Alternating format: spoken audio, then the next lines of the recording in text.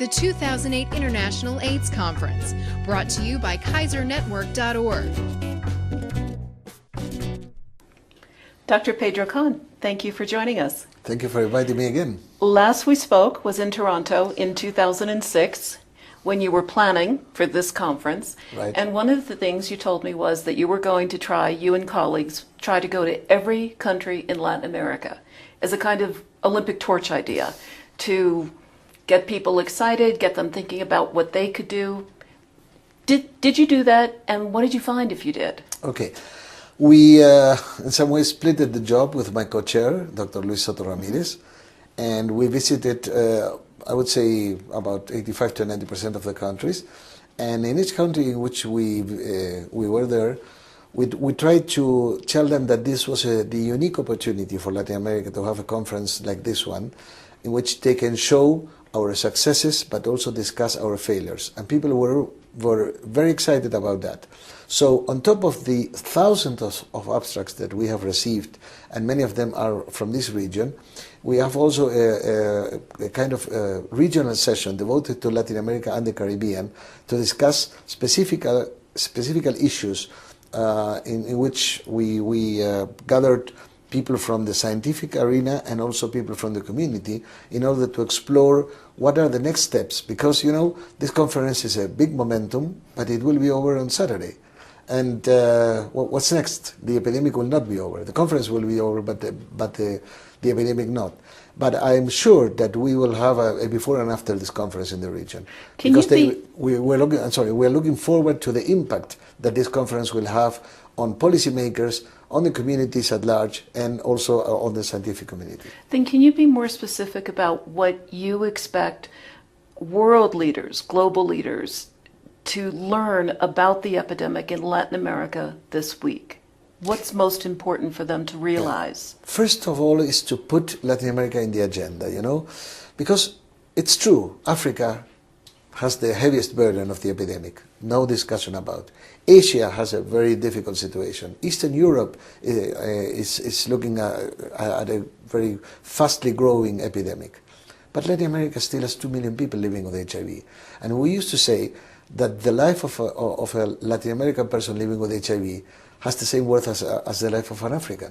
So first, we want to put Latin America in the agenda. Second, we want donors and policymakers to understand that we have a very heterogeneous panorama here in the region. So Brazil and Argentina is one situation, but Paraguay and Bolivia is completely different. And you may have very good experiences in some countries and very bad ones in others. For instance, Argentina has a coverage of prophylaxis for perinatal transmission that is about 86% of the eligible women, which is good, but we are still lacking 14%. But let's say we're in the top rank in the world among those countries that are very they have very good coverage for pregnant women. But you just cross the border with Bolivia, and you will find a completely different situation. If you look at some countries in the Caribbean, the situation is really very bad. And if you go to Haiti, Haiti is like a piece of Africa in this continent. So really, we have a mosaic in which, when people think about Latin America, they always talk about Brazil. Brazil has an extraordinary rollout program, 200,000 people on treatment, and this is it's really to be commended, and it's very good. But Brazil is only a piece of Latin America. So we need to show the heterogeneity and diversity of this region. No? And you mentioned donors a moment ago. Yeah. So in the practical impact of this conference, are you hoping for more dollars to flow into this region, as well as some creative new ideas for tackling the problems? I would say that both are true in the context of asking for more money overall for fighting the epidemic. Be reminded that we are in the middle of a process that started in 2006 during the UNGAS conference, the United Nations General Assembly on AIDS, in which the world signed a commitment to achieve in 2010 universal access to treatment, prevention and care. Is that happening? I would say it's happening, but at a very slow pace. So now one of the major merits of this conference will be to ask donors and policymakers, hey guys, what's going on with that? We are making you accountable for your promises.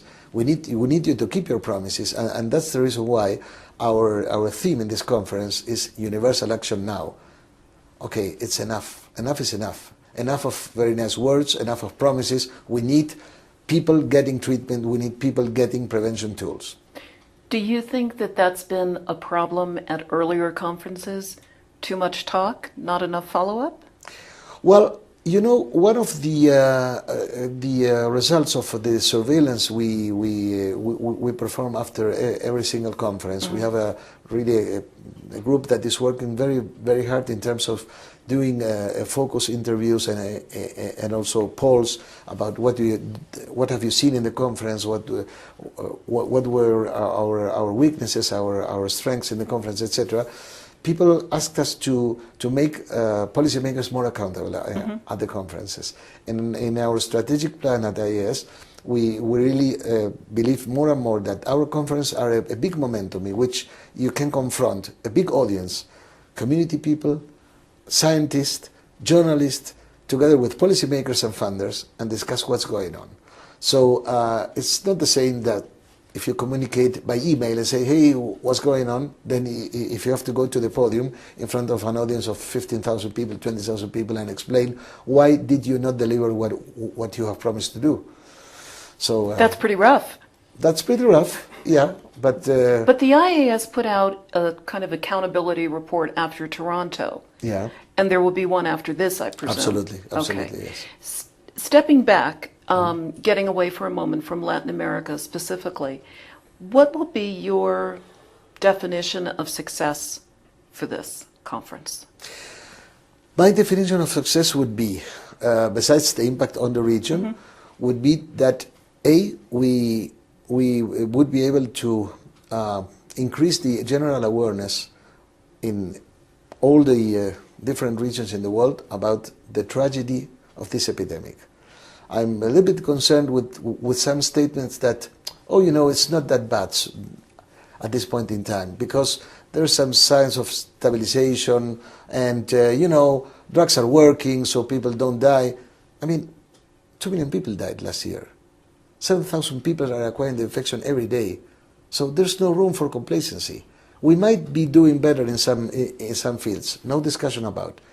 But can we just put ourselves to rest and say it's okay, now it's not a problem?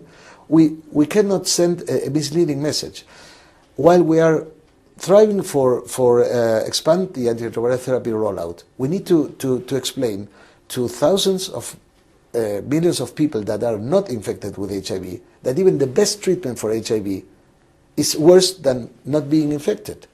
So we need to spread the prevention message. And you know, we are speeding up our program of rolling out antiretroviral therapy. We are putting 2,000 people every day on treatment, but 7,000 are acquiring the infection. So the gap is becoming wider and wider. So we need to duplicate our efforts and try to really have, as a result of this conference, the understanding that we need a comprehensive package for prevention, which includes some tools that we still do not have available, like vaccines and microbicides, circumcision for certain countries, the massive promotion of condom use, behavioral issues, and also the use of antiretroviral therapy itself, and this is one of the issues we want to stress during this conference, as a potential tool for helping us to curb the epidemic.